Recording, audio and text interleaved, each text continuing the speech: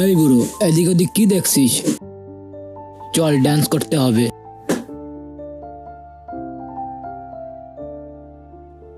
বুড়ো, তোর টাকা চাই না?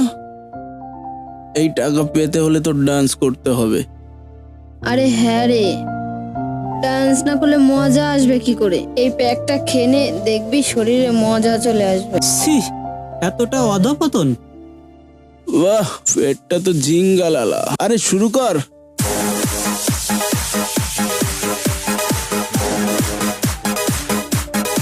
আরে এক প্যাক নে না, দেখবি খুব মজা আসবে নে।